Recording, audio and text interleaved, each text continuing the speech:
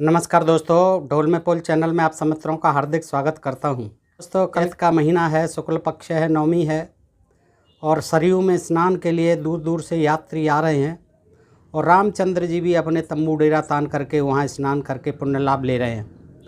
दोस्तों, उसी समय वहां वेद व्यास जी आ जाते हैं और वेद व्यास जी से वो रामचंद्र जी अपनी जो है विशेषता बताते हैं कि मेरे 3 गुण हैं कि मैं एक तो पहले जो है जो बात कह देता हूँ उससे हटता नहीं हूँ, यानी मेरा जो कहना है वो ध्रुव सत्य होता है। दूसरा, मैं जो है एक ही बाण से मार देता हूँ, जिसे मुझे मारना होता है मैं दूसरा बाण नहीं चलाता, एक ही बाण से मार देता हूँ। और तीसरा कि ये एक पत्नी व्रतधारी हूँ, मैं किसी दूसरी स्त्री को मैं कौशल्या माँ के समान समझता हूँ। दोस्तों, ये इस तरह से जो है वेद व्यास जी से भी कहते हैं और सीता जी से भी यही बात कई बार कहते हैं कि सीते में एक पत्नी व्रतधारी हूँ, एक पत्नी व्रतधारी हूँ। वो बात अलग है कि फिर वो जो है वेद व्यास की सलाह पर, अन्य तमाम ब्राह्मणों की सलाह पर 16 सीता की मूर्तियाँ बनवाते हैं उनके भार के बराबर की, और फिर दान में देते हैं इस प्रलोभन में, इस लालच में कि द्वापर में जा कर के मुझे 16,000 रानियाँ भोग विलास के लिए मिलेंगी। ऐसा इंतजाम वो कर लेते हैं। दोस्तों, तो रामचंद्र जी का ये कथन तीनों जो है बिल्कुल ऐसा लगता है कि झूठ बोलते हैं। राम जी सीता जी से भी झूठ बोलते हैं और वेद व्यास जी से भी झूठ बोला है कि मैं एक पत्नी व्रतधारी हूँ। वो एक पत्नी व्रतधारी नहीं है, वो वैश्यावृत्ति भी करते हैं। और वैश्यावृत्ति जब करते हैं जब सीता जी सोई हुई होती हैं और उनको बाद में जगाते हैं, सीता जी जगती हैं तब उन्हें मालूम पड़ता है तो वो बहुत नाराज़ होती हैं, बड़ा विवाद होता है। दोस्तों, ये जो है मैं नहीं कह रहा, ये जो है आनंद रामायण ही कह रही है, जो कि वाल्मीकि जी की ही लिखी बताई जाती है। दोस्तों, और ये विख्यात रामायण है, इसमें वो प्रसंग हैं जो वाल्मीकि रामायण में और अन्य रामायणों में नहीं आए हैं। ये भी बहुत बड़ी रामायण बताई जाती है, इसका जो है महिमा पूरी लिखी हुई है इसमें। दोस्तों, आनंद रामायण में, ये आनंद रामायण में ये बड़ा विचित्र प्रसंग है। पिंगला वैश्या के कारण राम पर सीता का क्रोध होना। दोस्तों, ये जो है आनंद रामायण है। दोस्तों, और हम जो है बगैर प्रमाण के कोई बात नहीं कहते, अपनी तरफ से एक शब्द नहीं कहेंगे। दोस्तों, और ये आनंद रामायण से हमें जो मालूम पड़ रहा है तो हम बड़े अचंभित हैं कि रामचंद्र जी जो है इस तरह का कृत्य कैसे कर सकते हैं, हमें नहीं लगता, लेकिन इस रामायण में लिखा हुआ है तो मानना पड़ेगा। दोस्तों, ये विलास कांड में है, पृष्ठ 289 है। दोस्तों, सरयू के तट पर ही हैं, तंबू डेरे तने हुए हैं, स्नान चल रहा है सरयू का। तो उसी दिन जो है क्या होता है, एक दिन पिंगला नाम की एक वैश्या, देखिए पिंगला नाम था उस वैश्या का, रात्रि के समय रामचंद्र जी के पास पहुंची। उस समय राम सीता के साथ एक दिव्य पलंग पर सो रहे थे।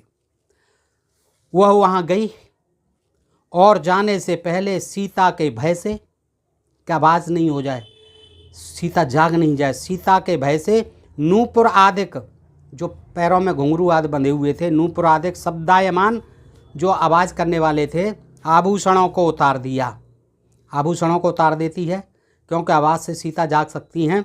सीता जी पलंग पर सोई हुई हैं राम जी के साथ, और भय से कांपती तथा कामदेव के बाणों से पीड़ित हो सुगंधित पुष्पों की मालाएं तथा अनेकानेक आभूषणों को धारण कर अति सुंदरी प्रतीत होती हुई द्वारपालों की निद्रा का लाभ उठाकर, द्वारपाल सो रहे थे बाहर गेट पर, वो सो गए थे क्योंकि रात्रि हो चुकी थी, तो द्वारपालों की निद्रा का लाभ उठाकर अति सुंदरी प्रतीत होती हुई, यानी सज धज कर आई है, द्वारपालों की निद्रा का लाभ उठा चुपचाप अंदर प्रविष्ट हो गई, जहाँ पर सोए हुए थे तंबू में अंदर घुस जाती है और श्री रामचंद्र के पलंग के पास शीघ्र ही जा पहुंची तथा हाथ से श्री राम के पांव छूकर उन्हें जगाया। तो जागते ही श्री रामचंद्र जी ने पिंगला वैश्या को देखा। श्री रामचंद्र को जगाकर पिंगला वैश्या जोर से रामचंद्र के पैरों को पकड़कर रोने और प्रार्थना करने लगी कि हे राम, राजीव दयाक्ष, आज मैंने बड़ा भारी अपराध किया है, मुझ पर कृपा करके उसे क्षमा कर दो और मुझ पर दया करो। तब पिंगला की ऐसी बातें सुन राम समझ गए कि यह काम पीड़िता है, समझ गए। फिर उसे आश्वासन देने के लिए कहने लगे, हे पिंगले, तुम जानती होगी कि इस जन्म में मैं एक पत्नी व्रतधारी हूँ। उससे भी कहते हैं ये। अब पिंगला को क्या मतलब था, कैसे आ गई? द्वारपाल जी थे और सीता जी साथ में सोई हुई थी। तो पिंगला वैश्या की हिम्मत कैसे हुई कि रामचंद्र जी के साथ सीता जी सो रही हैं, तमाम द्वारपाल पहरा दे रहे हैं और अर्धरात्रि का समय, रात्रि का समय है, सब सो चुके हैं, द्वारपाल भी सो गए। तो पिंगला वैश्या की क्या हिम्मत थी, क्या उसने इतना दुस्साहस किया कि वो आ जाती है और फिर राम जी से कहती है। और फिर राम जी वही फिर अपनी बात दोहराते हैं कि इस जन्म में हे पिंगले तुम जानती होगी कि इस जन्म में मैं एक पत्नी व्रतधारी हूँ, अतएव तुम्हारी काम वासना की शांति का उपाय बतलाता हूँ। अब देखिए, उपाय भी सबको बताते थे। अरे उसकी हिम्मत कैसे हुई, उसको अरेस्ट करवाना था। काम वासना का उपाय और बता देते हैं कि अगले जन्म में मिलूँगा मैं। तो ये उपाय बतलाता हूँ, उसे ध्यान देकर सुनो। जिस समय श्री कृष्ण रूपधारी मैं ब्रज से मथुरा जाऊंगा और कंस को मारकर उस पुरी में ठहरूंगा, तब हे पिंगले तुम कुब्जा के रूप से मेरी सेवा करोगी। कुब्जा बनोगी तुम, कुबड़ी, और तब मेरी सेवा तुम करोगी। और वो ब्रह्म वैवर्त पुराण में लिखा है कि फिर श्री कृष्ण ने नहीं सब तरह से बड़ी उसकी संतुष्टि की है, उसने सेवा की है कुब्जा ने, और जो है श्री कृष्ण जी ने फिर पूरी संतुष्टि की है। ये ब्रह्म वैवर्त पुराण में है दोस्तों। पिंगला से ऐसा कह सीता के भय से कि कहीं जग नहीं जाए, उसे शीघ्र ही विदा कर दिया शीघ्र ही, और दास दासियों और द्वारपालों को फटकारा। सब जो अब बाद में जब वो चली गई भेज दी, तब वो फटकारते हैं। दास दासियों और द्वारपालों को फटकारा कि भाई तुम ऐसी गहरी नींद में सो रहे हो और ये कहाँ से घुस आई। तो तुरंत सभी जगाना था, समझा दिया, उससे वायदा भी कर दिया, अगले जन्म का वायदा कर दिया कि तुम कुब्जा बनोगी कंस की दासी और तब तुम्हारी काम वासनाएं पूर्ति होगी। तो द्वारपालों को फटकारा और सीता को जगाकर उस वैश्या का संपूर्ण वृतांत कह सुनाया। अब सीता जी को जगा ही लेना था, तो उसी समय जगना था। तो अब जो है कह रहे हैं कि सीता को वैश्या का संपूर्ण वृतांत कह सुनाया जब वो चली गई, जिसे सुन सीता अति क्रुद्ध होती हुई सैया छोड़ उठ खड़ी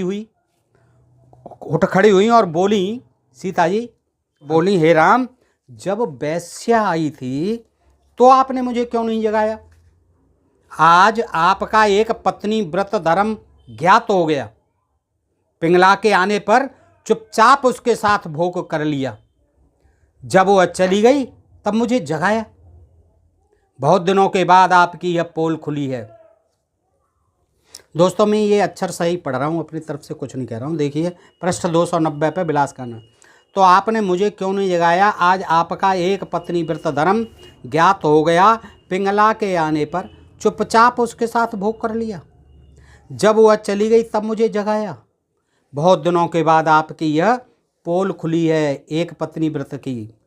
उस दिन मुनि के सामने, वेदव्यास के सामने, जो आपने एक पत्नी व्रत धर्म को धारण करने की शपथ ग्रहण की थी, वह सब मिथ्या थी। उस शपथ ग्रहण की थी, मैं एक पत्नी व्रतधारी हूँ, उस मुनि के सामने, ये आपकी मिथ्या थी। फिर सीता की ऐसी बात सुन राम नम्रता से कहने लगे, पोलाइटली कहने लगे, विनम्रतापूर्वक कहने लगे कि नहीं सीते, ऐसी बात नहीं है। वास्तव में मैं एक पत्नी व्रतधारी हूँ। वास्तव में मैं एक पत्नी व्रतधारी ही हूँ। तुम्हारे सिवाय संसार की समस्त स्त्रियाँ मेरे लिए माता कौशल्या के समान हैं। तो फिर उसके चरण स्पर्श करके कहते थे, माता जी तुम अर्धरात्रि में मेरे पलंग पर कैसे आ गई? यहाँ तक हिम्मत कैसे हुई? तुम बड़ी नालायक हो। हैं, मैं तो तुम्हें माता मानता हूँ और तुम जाइए, तुमको जो है चरण स्पर्श फिर करता हूँ, जाइए। तो ये कायदा था, कौशल्या माँ थी वो। तो लेकिन ऐसा नहीं किया उन्होंने। और फिर कह रहे हैं, देखिए सीता जी से वही बात जो वेदव्यास से कही थी कि तुम्हारे सिवाय संसार की समस्त स्त्रियां मेरे लिए माता कौशल्या के समान हैं। तुम व्यर्थ ही मुझ पर क्रोध कर रही हो सीते। तब राम की ऐसी बातें सुन सीता और क्रुद्ध हुई और बोली, तुम्हारा वह व्रत और प्रतिज्ञा कहाँ चली गई? मैं आज ही सरयू के जल में डूबकर अपना जीवन समाप्त कर दूंगी। अभी मैं सुसाइड कर लूँगी। मैं अब ऐसी सैया पर नहीं सो सकती। उठ खड़ी हुई उस सैया से और कहती है मैं अब ऐसी सैया पर नहीं सो सकती जिस पर एक वेश्या की पीठ लग चुकी है। देखिए दोस्तों, समझ गई वो कुछ न कुछ गड़बड़ है, ये उस समय क्यों नहीं जगाया मुझे। तो वो कहती है अब मैं इस बेड पर बिल्कुल नहीं सोऊंगी न चढ़ूंगी, क्योंकि इस पर एक वेश्या की पीठ लग चुकी है। तुम्हारे जैसे वेश्या भक्त स्वामी को देखकर मेरे मन में द्वेष उत्पन्न होता है।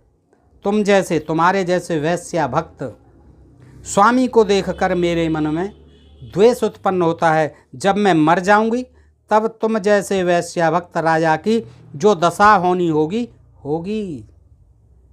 देख लीजिए क्या कह रही हैं सीता जी कि जब मैं मर जाऊंगी तब तुम जैसे वेश्या भक्त राजा की, वेश्या भक्त कह रही हैं सीता जी, और जो दशा होनी होगी वो होगी। देखना मेरे मरने के बाद में क्या दशा होगी।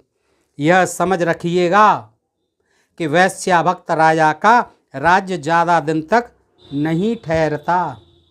दोस्तों मैं कुछ नहीं कह रहा हूँ, अब आप देख लीजिए सीता जी कितनी कट सच्चाई कह रही हैं। राजा का राज्य, राम राज्य ज़्यादा दिन तक नहीं ठहर सकता, क्योंकि यह समझ रखिएगा कि वेश्या भक्त राजा का राज्य ज़्यादा दिन तक नहीं ठहरता। इतना कहकर राम को प्रणाम किया और अपने देह त्याग की तैयारी करने को झटपट गृह से बाहर होकर सरयू के तट की ओर चली। फिर तो सीता को जाते देख राम भी पीछे से दौड़ पड़े। चारा भी क्या था, दौड़ना ही पड़ेगा। और जल के पास पहुंचने से पहले ही उन्हें रेती में पकड़ लिया और मीठी मीठी बातों से समझाते हुए बोले, हे विदेहजे, मुझ पर इतना क्रोध मत करो, प्रथम मेरी बात तो सुनो। यदि विश्वासन हो तो मैं शपथ ग्रहण करने को भी तैयार हूँ। मैं फिर शपथ ग्रहण करने को तैयार हूँ। हे सीते, हे भामिनी, तुम इस तरह क्यों क्रुद्ध हो रही हो। इस प्रकार राम की बातें सुनकर सीता ने कहा, मैं आपको क्या कहूँ, किस लिए शपथ ग्रहण करने को कहूँ। क्या दिव्य परीक्षा करना चाहते हो? और यदि मैं दिव्य परीक्षा लेना भी चाहूँ तो कैसे लूँ? आप तो मेरी कई बार ले चुके हो दिव्य परीक्षा, और मैं अग्नि परीक्षा दे चुकी हूँ, लेकिन अब मैं आपसे दिव्य परीक्षा की जो बात कह रहे हो कैसे कहूँ, और लेना चाहूँ तो कैसे लूँ? अग्नि तुम्हारे मुख से निकला है। भाई आप तो भगवान हैं, आपके मुख से अग्नि निकली है। अब वो मेरे तो मुख से नहीं निकली थी तो मैंने तो अग्नि परीक्षा दी, लेकिन आप कहाँ जाओगे, क्योंकि अग्नि तुम्हारे मुख से निकला है। सूर्य चंद्रमा दोनों नेत्र हैं आपके। समुद्र आपका निवास स्थान है विष्णु जी के रूप में। पृथ्वी को आपने अपने ऊपर रख छोड़ा है। शेष आपकी सैया है, शेष आपकी सैया है, शेषनाग पर सोते हैं, विष्णु बता रही हैं। सो वे भी लक्ष्मण के रूप से बनकर बैठे हुए हैं। लक्ष्मण जी शेषनाग बने हुए हैं, उनके ऊपर जो है आप सोते रहते हैं, शेषनाग के ऊपर ही सोते हैं। इसमें कोई संशय नहीं है कि समस्त शास्त्र तुम्हारे नख से जायमान हुए, तुम्हारे नाखूनों से जायमान हुए सारे शास्त्र। मैं जिधर देखती हूँ, जो कुछ भी देखती हूँ, वह सब तुम्हारा है, तुम्हारा ही रूप है। मेरा है क्या जो मैं आपकी दिव्य परीक्षा लूँ? अग्नि मेरी नहीं, सूर्य मेरा नहीं, चंद्रमा मेरा नहीं, पृथ्वी मेरी नहीं, शेष सैया मेरी नहीं, लक्ष्मण जी शेषनाग मेरे नहीं, समुद्र मेरा नहीं, तो मैं किससे लूँ, किस तरह से आपकी परीक्षा लूँ भगवान? इससे मैं कोई भी दुर्धर कसम नहीं देखती हूँ जिससे मेरे मन में विश्वास हो, और कोई कसम भी ऐसी नहीं है। किसकी कसम खाओगे जिस पर मैं विश्वास कर सकूं? तो बहुत कुछ सोच विचार कर मेरे मन में यह निश्चय हुआ कि आप अपने गुरु वशिष्ठ जी को बुलाइए, उनके चरणों की शपथ ग्रहण कर लें तो मैं विश्वास कर लूँगी। बस आप जो है बस एक ही रह जाते हैं कि वशिष्ठ जी पर भरोसा करते हैं, मैं भी करती हूँ, क्योंकि वो वशिष्ठ हमारे गुरु हैं। तो आप उनकी कसम खा के कह दो तो मैं फिर विश्वास करूँगी। हे रघुत्तम, आपके द्वारा ऐसा शपथ ग्रहण करने पर मेरा संशय दूर हो जाएगा। तब सीता की ऐसी बात सुनकर राम ने दासी द्वारा लक्ष्मण को बुलाया और वशिष्ठ जी के पास भेजा। पालकी चढ़कर लक्ष्मण द्वार पर पहुँचे, राजद्वार पर पहुँचे और वहाँ उसे पहरेदारों से खुलवाकर तुरंत गुरु वशिष्ठ जी के दरवाजे पर जा पहुँचे। द्वारपाल ने दासी द्वारा लक्ष्मण के आने का समाचार वशिष्ठ जी के पास भिजवाया। फिर तो अर्धरात्रि के समय उसी समय भेजा था लक्ष्मण जी को कि बुला के लाओ। वशिष्ठ जी को लेके गए, अपना रथ जो है बिठाल के लाते हैं। अभी अर्धरात्रि के समय लक्ष्मण को द्वार पर आया सुनकर वशिष्ठ तथा अरुंधति उनकी पत्नी दोनों घबराहट से बेवल हो गए। पता नहीं कैसे आए इतनी अर्धरात्रि को जो है लक्ष्मण जी। वे सोचने लगे कि आधी रात को लक्ष्मण मेरे पास कैसे आए, और इस प्रकार व्याकुलता के साथ लक्ष्मण को अपने पास बुलवाया और आने का कारण भी पूछा। वशिष्ठ को नमस्कार करके लक्ष्मण ने कहा कि आपको राम ने याद किया है, आपको बुलाने के कारण मैं कुछ नहीं जानता, मुझे नहीं पता है, ये तो वो ही जाने। हाँ, यह जानता हूँ कि आप अभी उठकर मेरे साथ चल दें, बाहर पालकी रखी हुई है, पालकी में ले जाए जाएंगे। इस तरह लक्ष्मण द्वारा राम की बात सुनकर अरुंधति के प्रार्थना करने पर वशिष्ठों ने अपने साथ लिए झटपट चल दिए। अरुंधति को भी साथ ले लिया कि मामला कोई गंभीर लगता है, चलिए आप मेरे साथ। उनके पीछे पीछे लक्ष्मण की पालकी चली। जिस समय वशिष्ठ राजभवन में पहुँचे उस समय चारों ओर रत्नों के दीप का प्रकाश फैल रहा था। अनेक पहरेदार अपनी अपनी नौकरी पर डटे हुए थे और बहुत से वशिष्ठ को घेर कर साथ चल रहे थे। जब यह समाचार राम को मिला कि गुरु वशिष्ठ आ गए हैं तो उठकर थोड़ी दूर आगे जाकर मिले और सीता सहित उनको प्रणाम किया। फिर एक दिव्य आसन पर बिठाकर वस्त्राभरणों से विधिवत पूजन करने के पश्चात, पहले ही पूजन कर दिया, वस्त्राभरण सब दे दिए, उन्हें खुश कर दिया गुरु जी को। उस पिंगला वैश्या का समस्त वृतांत कह सुनाया और यह बातें भी बतलाईं जो क्रुद्ध हो सीता ने राम को कही थी। सारी बातें बताई कि राम ने, मैंने क्या कहा, पिंगला कैसे आई और फिर सीता जी ने मेरे से क्या कहा है, सारी बातें बताते हैं गुरु जी को। फिर कहने लगे कि सीता को विश्व भर के किसी भी शपथ पर विश्वास नहीं है, चाहे किसी की शपथ खाऊं। अंत में आपके चरणों की शपथ खिलाने पर राजी हुई हैं। वही मैं कहता हूं कि मैंने कभी मन से भी उस वैश्या तथा अन्य किसी स्त्री के साथ व्रतभंग नहीं किया है। यदि मेरी ये बातें सत्य हैं तो आपके चरणों का शपथ ग्रहण करता हूँ, आपके चरणों का शपथ ग्रहण करता हूँ। ऐसा कहकर श्री गिरि राम ने वशिष्ठ के पैर पकड़ लिए और अपना मस्तक झुकाकर प्रणाम किया। यह देखकर सीता जी लज्जित हो गई, अब लज्जित हो गई और उन्हें विश्वास हो गया कि श्री रामचंद्र जी एकदम पवित्र हैं। उन्होंने हाथ जोड़कर यह प्रार्थना की है कि मेरी भूल थी, आप मुझे क्षमा करें। पश्चात सीता ने गुरुपत्नी अरुंधति को विविध प्रकार के आभूषण वस्त्र दिए और रामचंद्र जी भी वशिष्ठ के लिए थोड़ी देर बाद गुरुपत्नी के साथ साथ पालकी पर बैठकर चले। वशिष्ठ जी अपने घर को चले गए और राम भी सीता का आलिंगन कर सो गए। तो दोस्तों, इस तरह से ये प्रवचन जो है इसमें दिया हुआ है आनंद रामायण में, और ये आपने सुना। और दोस्तों, इससे क्या ज्ञात होता है आप स्वयं देखिए कि रामचंद्र जी के बारे में भी जो बातें आप सोच नहीं सकते हो, जो बातें आपने सुनी नहीं हैं, अभी बहुत रामायणों में लिखी पड़ी हैं। और इसमें तमाम जो है देखिए, पिंगला का नाम भी दिया, पिंगला वैश्या, वो किस तरह से आती है, किस तरह से राम का सीता से विवाद होता है। तो दोस्तों, ये जो है आनंद रामायण से आप पढ़ सकते हैं, मंगाइए आनंद रामायण जो है। और इसका मैं आपको पता भी दे देता हूँ। देखिए, ये प्रकाशक हैं इसके रूपेश ठाकुर प्रसाद प्रकाशन, कचौड़ी गली, वाराणसी। तो ये जो है दोस्तों, इसमें बहुत सी बातें अच्छी भी हैं जो कि वाल्मीकि रामायण आदि में नहीं दी हैं, और इसका महात्म पूरा बताया है कि कितने श्लोक थे और वाल्मीकि जी ने किस प्रकार लिखी, ये सारी जो है। तो जो वाल्मीकि रामायण से जो चीज़ें रह गई हैं वो शायद इसमें दे दी गई हैं। तो दोस्तों, बताइए आज का प्रसंग आपको कैसा लगा। अच्छा लगा हो तो मित्रों को शेयर करें, और ऐसे ही प्रसंग जानते रहने के लिए अपने प्रिय चैनल ढोल में पोल को सब्सक्राइब करते रहें। आज के लिए इतना ही। सुनने के लिए आप सब मित्रों का हृदय से आभार व्यक्त करता हूँ। नमस्कार, जय हिंद, जय भारत दोस्तों।